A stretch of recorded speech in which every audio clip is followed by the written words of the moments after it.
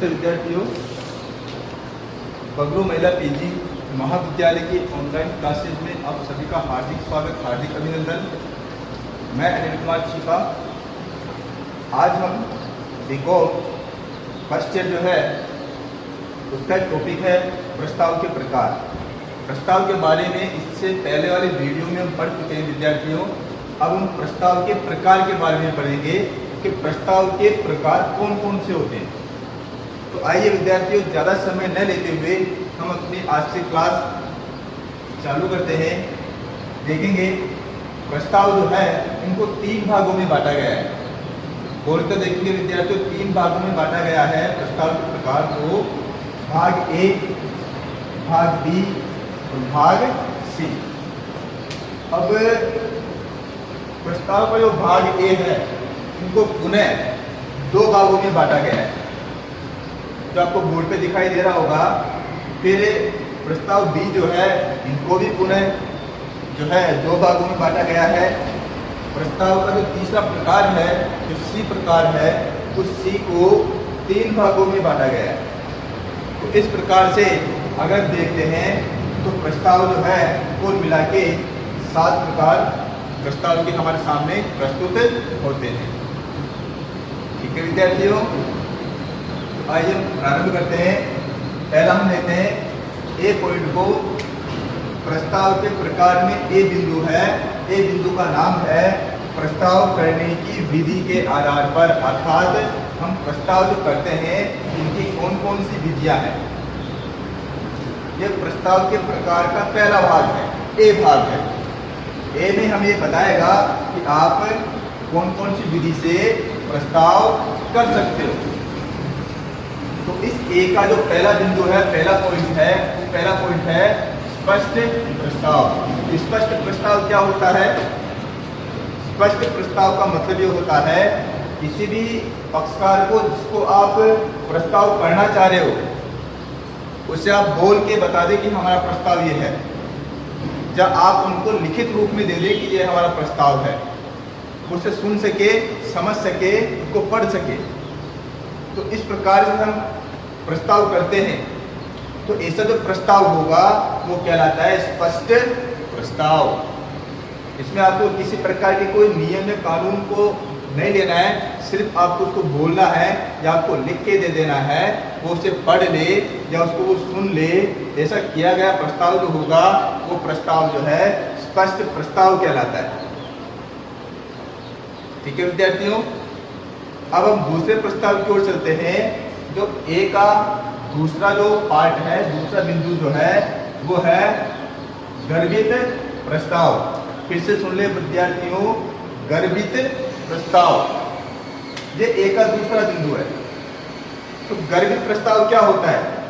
गर्भित प्रस्ताव का मतलब ये होता है कि यहाँ आपको बोलकर या लिखकर किसी को प्रस्ताव करने की आवश्यकता नहीं है, बल्कि व्यक्ति के व्यवहार और व्यक्ति के आचरण से ही वो स्वतः ही प्रस्ताव बन जाता है और स्वतः उसकी स्वीकृति हो जाती है। तो ऐसा जो प्रस्ताव होता है उसे हम कहते हैं गर्भित प्रस्ताव। कैसे विद्यार्थियों हम देखते हैं, एक इसका उदाहरण लेते हैं छोटा सा, कि आप किसी दुकान में जाते हो। उस दुकान में जो व्यक्ति है केवल एक ही प्रकार की वस्तु बेचता है, एक ही वस्तु बेचता है। उस वस्तु का जो मूल्य होगा 100 रुपये होगा। कितने रुपये मूल्य विद्यार्थियों? 100 रुपये है। एक प्रकार की वस्तु बेचता है। अब आप क्या करोगे? उसके दुकान पे जाओगे, ठीक है, आप उसे 100 रुपये दे दोगे। 100 रुपये देने के बाद में वो आपको वस्तु उठा के दे देगा। अब ऐसी सिचुएशन में ना ही तो आपने बात की, ना ही आपने कोई लिखित में कुछ दिया है, बस आपने 100 रुपये दिए।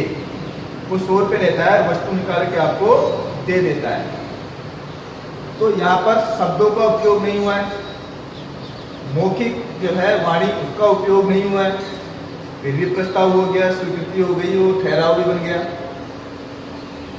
तो सब चीजें गर्भित रूप से हो गई है, किसी प्रकार की वाणियां शब्दों के में आवश्यकता नहीं पड़ी। जहाँ पर हमारा आचरण या हमारा व्यवहार कुछ ऐसा था जिससे कि प्रस्ताव भी हो गया है और प्रस्ताव की स्वीकृति भी हो गई है और वो ठहराव भी बन गया है। तो इस प्रकार का किया गया जो प्रस्ताव होगा, ऐसा प्रस्ताव गर्भित प्रस्ताव कहलाता है। तो ऐसे बहुत सारे उदाहरण आपको देखने को मिल जाएंगे। जैसे मैं आपको एक और उदाहरण दे देता हूं गर्भित प्रस्ताव का, कि आप किसी स्कूल में पढ़ा करते हैं या किसी कॉलेज में पढ़ा करते हैं या किसी ऑफिस में जाया करते हैं। आपके घर से उस ऑफिस का किराया जो है वो 10 रुपये है।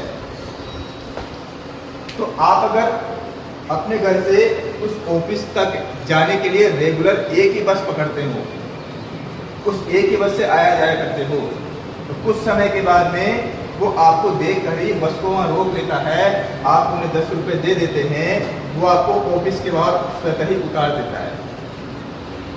आप नहीं तो उसने उनसे बात कर रहे हैं, ना ही आपने कोई लिखित रूप से कुछ दिया है, बस आपने जो रेंट है, जो फेयर है, आपने वो किराया दे दिया है, उस किराए को लेकर वो आपको अपने ऑफिस के बाहर उतार देता है। तो यहाँ पर भी प्रस्ताव हो गया है, प्रस्ताव की स्वीकृति हो गई है और ठहराव भी बन गया है। तो यहाँ पर ना तो हमने वाणी का उपयोग किया है, से कोई उपयोग नहीं किया हमने, और ना ही हमने यहाँ पर शब्दों का उपयोग किया है, ना ही कोई लिखित रूप से हमने कुछ दिया है। फिर भी हमारे बीच में प्रस्ताव हो गया, स्वीकृति हो गई है। तो ऐसा जो प्रस्ताव होगा वो गर्भित प्रस्ताव कहलाता है विद्यार्थी। हम और भी उदाहरण ले सकते हैं, दूध की डेयरी का उदाहरण ले सकते हैं। कोई समस्या नहीं होगी उसमें, आप दूध की डेयरी में जितना दूध लेते हो रोज पैसे दे दो, वो उतना दूध आपको निकाल के दे देगा, कोई बातचीत नहीं करनी, कोई शब्द का उपयोग नहीं, उसके बाद ही सारा काम हो जाता है। ठीक है विद्यार्थियों, ये आपका ए पॉइंट था प्रस्ताव के प्रकार में, वो ए पॉइंट जो है वो कंप्लीट हो गया है। अब हम पढ़ेंगे बी पॉइंट, प्रस्ताव के प्रकार का भाग जो है वो बी भाग, उसके बारे में अब हम पढ़ने वाले। तो पहले बी भाग की मेन हेडिंग पढ़ लेते हैं, प्रस्ताव ग्रहीताओं के आधार पर, अर्थात ग्रहीताओं का मतलब होता है द्वितीय पक्षकार, जो प्रस्ताव को स्वीकार करने वाला है। जो प्रस्ताव को स्वीकार करने वाला होता है हम उन्हें प्रस्ताव ग्रहीता कहते हैं।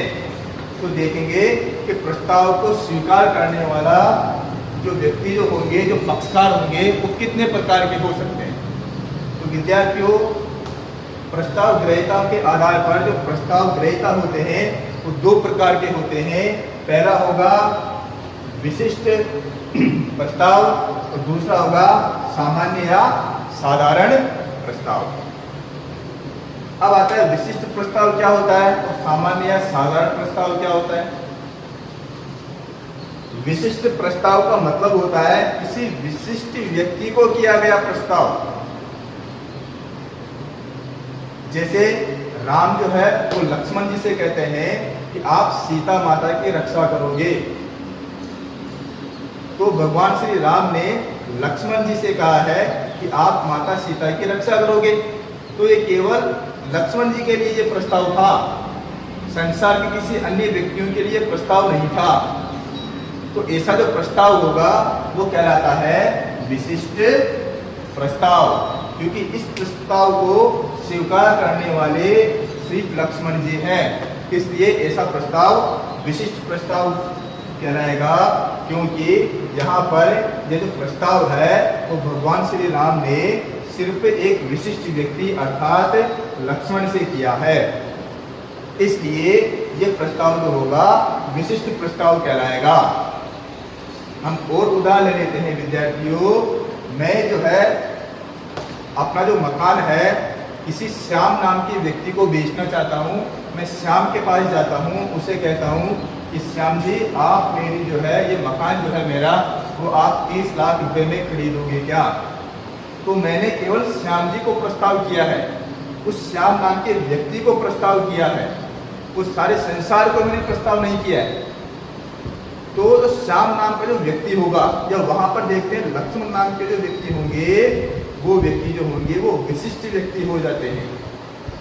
तो ऐसा जो प्रस्ताव होगा, हम उस प्रस्ताव को कहते हैं विशिष्ट प्रस्ताव। चलिए हम आगे चलते हैं। बी का दूसरा भाग है, वो है सामान्य प्रस्ताव या साधारण प्रस्ताव। अब हमने इससे पहले वाले पार्ट में पढ़ा था कि वो किसी एक विशिष्ट व्यक्ति को किया जाता है, जबकि इसके दूसरे भाग में ये कहा गया है कि ऐसा प्रस्ताव जो सामान्य जनता को किया जाता हो, वो किसी विशिष्ट व्यक्ति को नहीं किया जा रहा हो, बल्कि वो प्रस्ताव संसार में रहने वाले सभी व्यक्तियों के लिए भी हो सकता है, या संसार में रहने वाले किसी व्यक्तियों के विशेष समूह के लिए भी हो सकता है, या किसी विशेष भूभाग के लिए भी, या किसी निश्चित भूभाग के लिए भी हो सकता है। तो ऐसा जो प्रस्ताव होगा वो सामान्य या साधारण प्रस्ताव कहलाता है। इसमें किसी विशिष्ट व्यक्ति की आवश्यकता नहीं होती है, ये किसी समाज के लिए हो सकता है, किसी विद्यार्थियों के लिए हो सकता है, या किसी विशेष वर्ग के विद्यार्थियों के लिए हो सकता है। तो ऐसे प्रस्ताव जो होंगे तो सामान्य या साधारण प्रस्ताव कहलाते हैं। इसका उदाहरण लेते हैं विद्यार्थियों, जैसे कि राजस्थान सरकार ने RAS की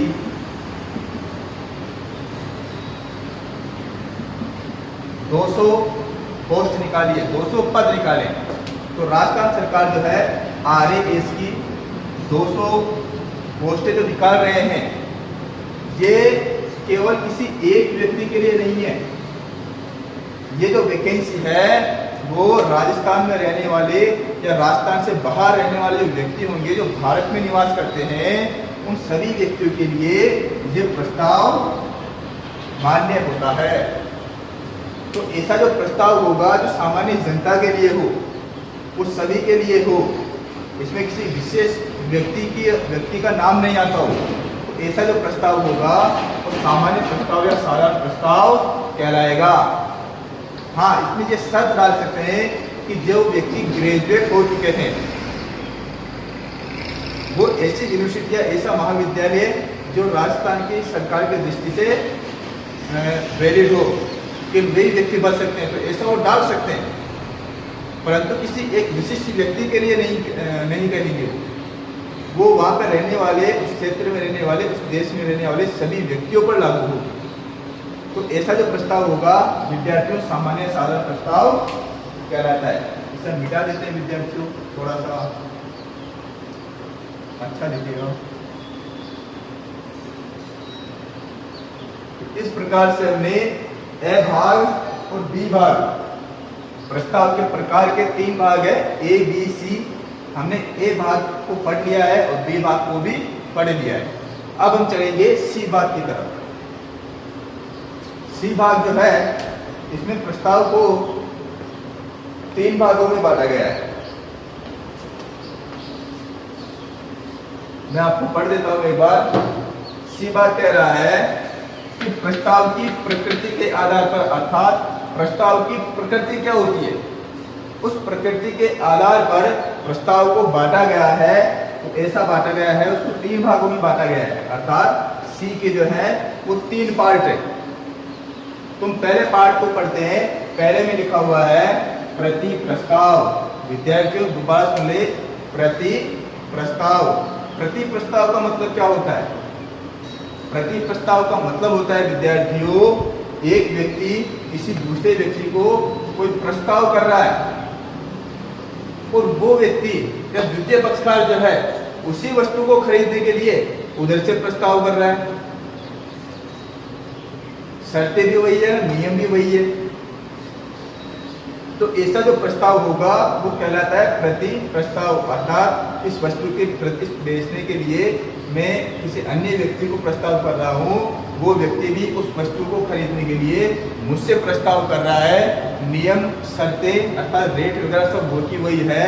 तो इस प्रकार से वो भी प्रस्ताव कर रहा है, मैं भी प्रस्ताव कर रहा हूँ, तो स्वीकार कौन हुआ? कोई भी स्वीकार्य नहीं होना इसमें। तो इस प्रकार का जो प्रस्ताव होगा वो प्रस्ताव कहलाता है प्रति प्रस्ताव। विद्यार्थियों को हम उदाहरण ले लेते हैं एक, जैसे कि ये पहला पक्षकार है, ये द्वितीय पक्षकार है। मेरे पास एक भूखंड जो है, मेरे पास एक भूखंड रखा हुआ है, अर्थात एक जमीन रखी हुई है, एक प्लाट है मेरे पास। मैं अपने इस प्लाट को 20 लाख रुपए में बी को बेचना चाहता हूं, और बी भी उसी समय उस प्लाट को 20 लाख रुपए में लेने के लिए मुझे प्रस्ताव कर देता है। तो समझ में क्या आ रहा है कि इधर से तो मैंने बी को प्रस्ताव किया और उधर से बी ने मुझे प्रस्ताव किया, तो दोनों का प्रस्ताव आपस में टकरा जाता है। तो यहाँ पर ना ही तो मैं स्वीकार्य बन पाया और ना ही यहाँ पर बी स्वीकार्य बन पाया। तो इस प्रकार से एक दूसरे को किया गया जो प्रस्ताव जो होगा, सेम समय, सेम कंडीशन, सेम रेट पर जो प्रस्ताव कर रहे हैं, ऐसा प्रस्ताव जो होगा वो प्रति प्रस्ताव कहलाता है। आगे विद्यार्थियों पढ़ते हैं स्थानापन्न प्रस्ताव। दोबारा सुन ले विद्यार्थियों, स्थानापन्न प्रस्ताव। अब ये स्थानापन्न प्रस्ताव क्या होता है? स्थानापन्न का मतलब होता है विद्यार्थियों, पहले इसका शाब्दिक अर्थ समझ लेते हैं। एक के स्थान पर दूसरा प्रस्ताव। एक के स्थान पर दूसरा प्रस्ताव कैसे कर सकते हैं हम? जैसे कि मैं आपको बता दूं कि हम जो प्रस्ताव कर रहे हैं, जैसे ए ने बी से कुछ प्रस्ताव किया और बी जो है उस प्रस्ताव को सुन लेता है, समझ लेता है, परंतु उसे एक्सेप्ट नहीं करता। वो उस प्रस्ताव में कुछ थोड़ा सा परिवर्तन कर देता है और कुछ परिवर्तन करने के बाद में बी जो है उस ए के प्रस्ताव को स्वीकार कर लेता है। तो ऐसा जो प्रस्ताव होगा वो कहलाता है स्थानापन्न प्रस्ताव। अर्थात ए व्यक्ति जो प्रस्ताव कर रहा है वो एग्जैक्टली उसे एक्सेप्ट नहीं कर रहा है, वो उसमें कुछ चेंजेस करके उसके बाद में उसको एक्सेप्ट कर रहा है। तो चेंज करके एक्सेप्ट कर रहा है, अर्थात जो हमने पहला प्रस्ताव किया था वो खत्म हो चुका है, अब एक नया प्रस्ताव बन गया, अर्थात एक के स्थान पर दूसरा प्रस्ताव बन जाना। क्योंकि वहां पर जो नियम और शर्तें थी वो चेंज होके उनमें परिवर्तन हो गया है। अब परिवर्तन होने के बाद में या बी को परिवर्तित करके फिर एक्सेप्ट कर रहा है, तो पहले वाला जो प्रस्ताव था वो खत्म हो गया है, उसकी जगह एक नया प्रस्ताव बन गया है। तो एक के स्थान पर दूसरा प्रस्ताव का बन जाना, स्थानापन्न, उसका स्थान चेंज हो जाना। तो ऐसा जो प्रस्ताव जो बन रहा है, ऐसा प्रस्ताव कहलाता है स्थानापन्न प्रस्ताव। विद्यार्थियों समझ में आ गया होगा आपको। स्थानापन्न प्रस्ताव में केवल इतना सा है, मेन बिंदु ये कहना चाह रहा है ये कि आप जो प्रस्ताव कर रहे हो वो सामने वाला द्वितीय पक्षकार उसको चेंज करके फिर उसको एक्सेप्ट कर लेगा। तो ऐसा प्रस्ताव जो होगा उसका स्थानापन्न प्रस्ताव कहलाता है। परंतु आपको एक विशेष रूप से ध्यान देना होगा कि पहले जो आपने प्रस्ताव किया है ना, अब उसमें परिवर्तन हो गया है, तो पहले वाला प्रस्ताव जो है वो खत्म हो चुका है, अब आपका एक नया प्रस्ताव बन गया है। अब आप नियम कानून कायदे जो होंगे, शर्तें जो होंगी वो नहीं लागू होंगी। पुराना प्रस्ताव खत्म हो चुका है विद्यार्थियों, नया प्रस्ताव बन गया है। इस प्रकार जो प्रस्ताव बन रहा है उसे हम स्थानापन्न प्रस्ताव कहते हैं। अब आता है विद्यार्थियों स्थायी प्रस्ताव। अब बताइए स्थायी प्रस्ताव क्या होता है? नाम से पता चल रहा है स्थायी। स्थायी का मतलब होता है फिक्स, अर्थात ऐसा प्रस्ताव जो किसी निश्चित अवधि के लिए सीमित हो या एक निश्चित अवधि तक तो खुला रहे प्रस्ताव, उसके बाद में प्रस्ताव बंद हो जाता हो, जिसकी समय सीमा निश्चित हो, ऐसा प्रस्ताव जो होगा वो स्थायी प्रस्ताव कहलाएगा। जैसे राजस्थान सरकार किसी प्रकार की है, केंद्र सरकार किसी प्रकार की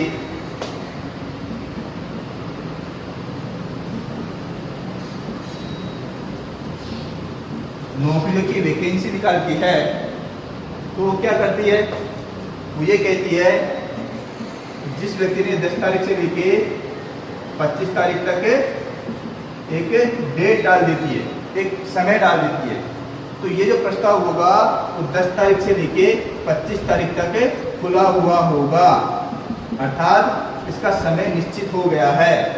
अब आप निश्चित समय में निश्चित शर्तों की पूर्ति करते हुए आप अपने यहाँ पर फॉर्म भर सकते हो, आप इस प्रस्ताव को स्वीकार कर सकते हो, क्योंकि यहाँ पर एक निश्चित समय अवधि जो है, समय अवधि वो यहाँ पर लागू हो गई है, इसलिए प्रस्ताव जो है स्थायी प्रस्ताव हो गया है।